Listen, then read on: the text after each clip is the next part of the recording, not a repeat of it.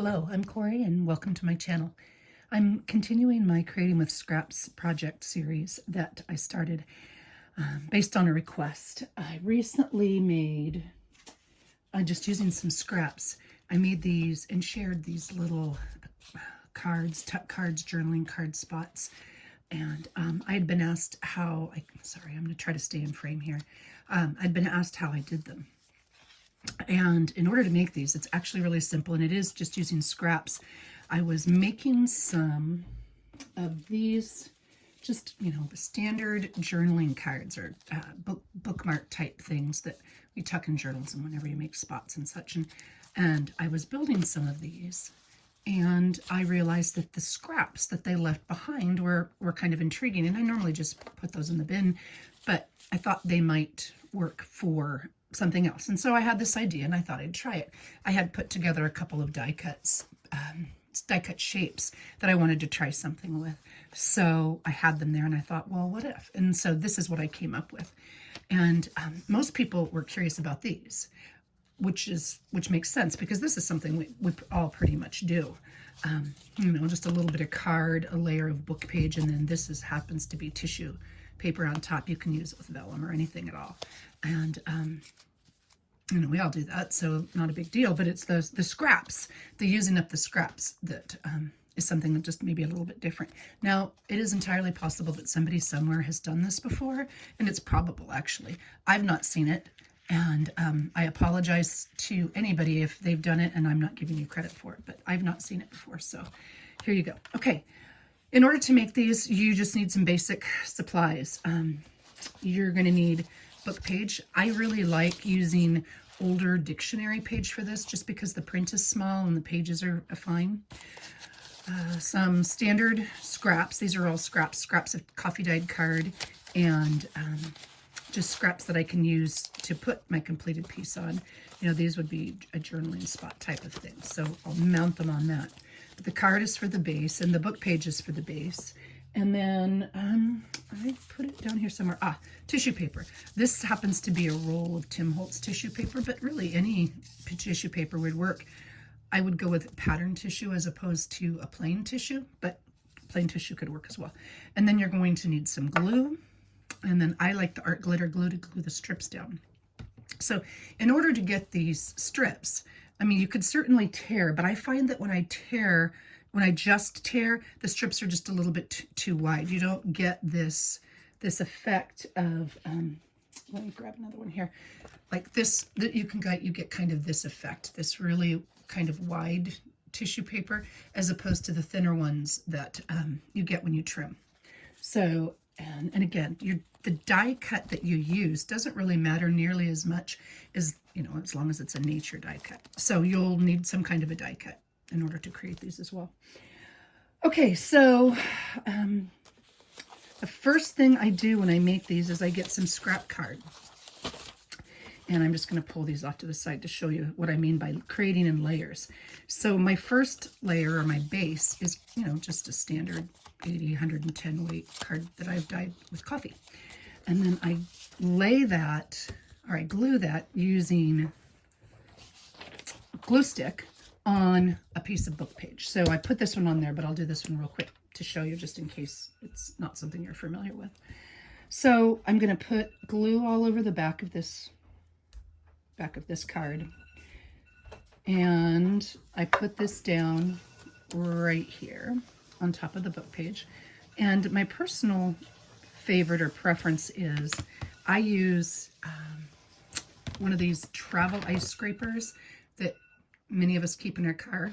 And I like this for a lot of reasons. It's got a serrated edge, so if I'm using texture paste or something, it's got a smooth edge, or a flexible edge if I need to smooth something a little bit more gentle, like fabric down. And it's got this hard scraped edge. And I use that just to make sure that I don't have any air bubbles in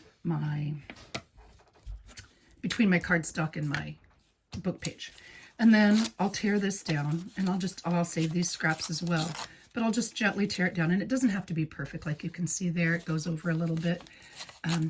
That's another nice thing about old dictionary. The paper's really thin, and it tears very easily. You don't have to use a tear ruler or anything. I just use the edge of the card to tear that.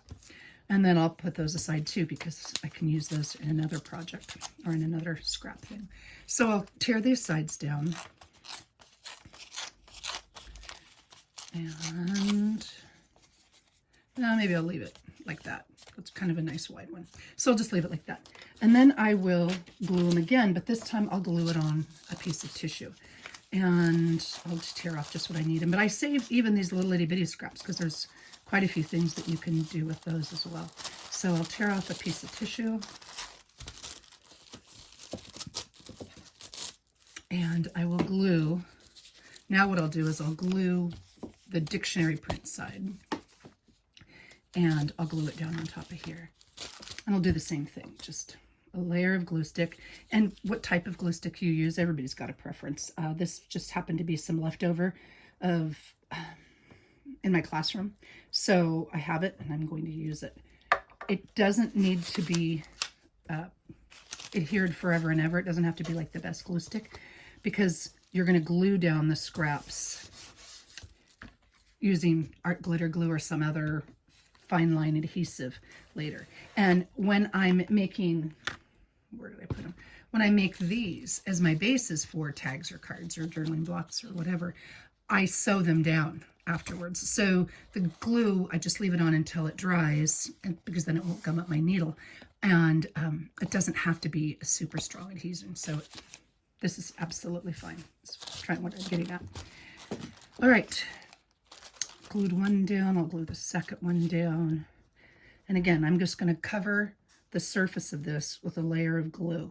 And the nice thing about the colored or the printed tissue paper is that you don't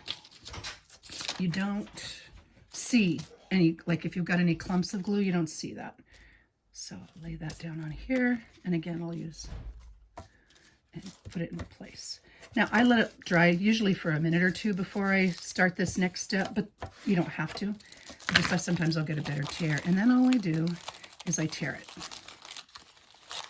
And it's not going to be torn perfectly because you don't want it to be torn perfectly. You're going to want these random scraps when you're making your project. And the nice thing about tissue paper, you can use vellum too, but vellum is a little bit thicker. And so you don't get, it's just not quite as easy to tear where you want it to go. And again, I'll save these because you can crumble them up and put them on top of card for other things too. So I will definitely save those pieces. And I don't worry over much if it's not a perfect tear because those scraps will be utilized later. Okay, so finishing this up. Got to get to the scraps. This is not about making the tags. This is about using the scraps from the tags to make the cards. Or to make the die cut bases, I guess. Okay, so I've torn that off. Now, this is the stuff that I've been using to make these. All these little itty bits, they're what I get when I trim these pieces.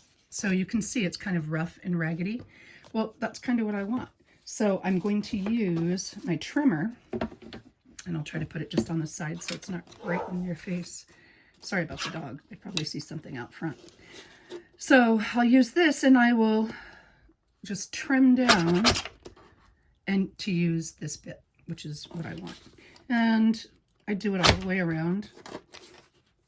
And if I need a couple more, like if I've made it too wide or I didn't cut enough off, I can certainly come back in and cut a little bit more and just use that strip. And that's all there is to it. You just trim off your scraps and save those scraps, okay?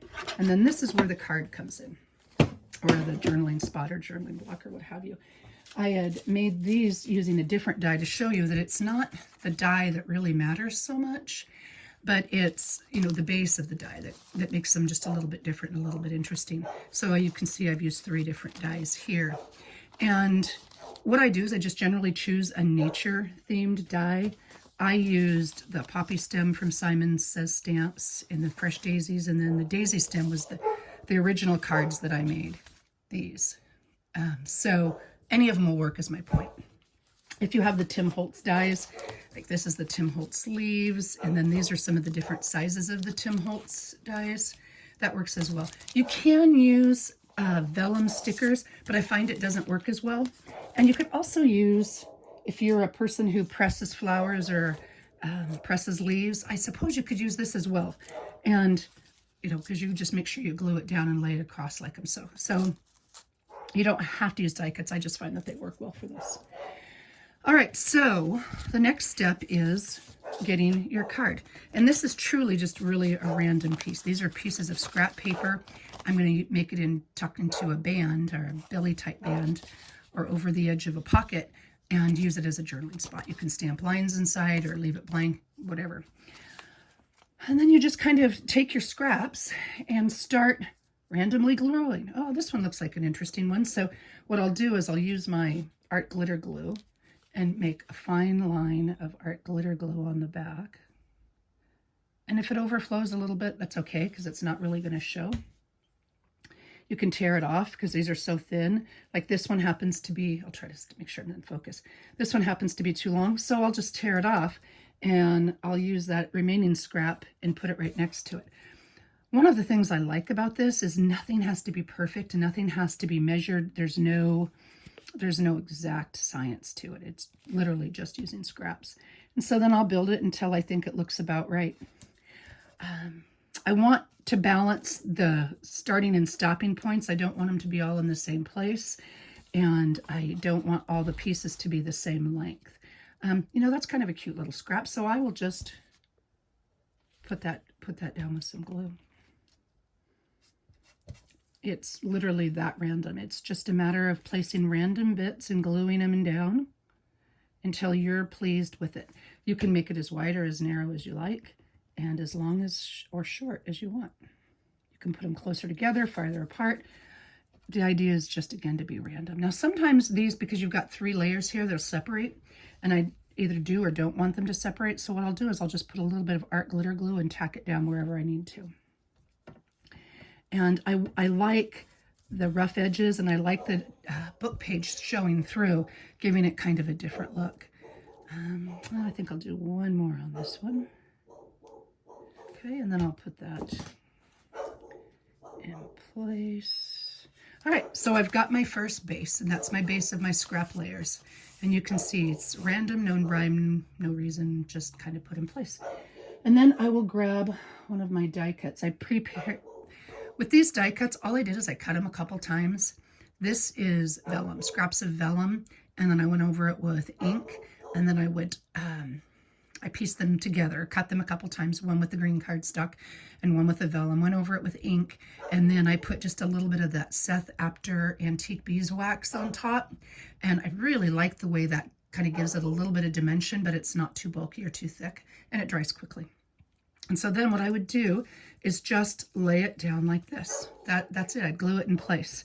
The one I made earlier, this is just a pastry bag. I should have chosen a different one simply because the contrast isn't real strong here. So maybe it would have been a little more effective if I'd chosen something with color. It would have stood out a little bit more.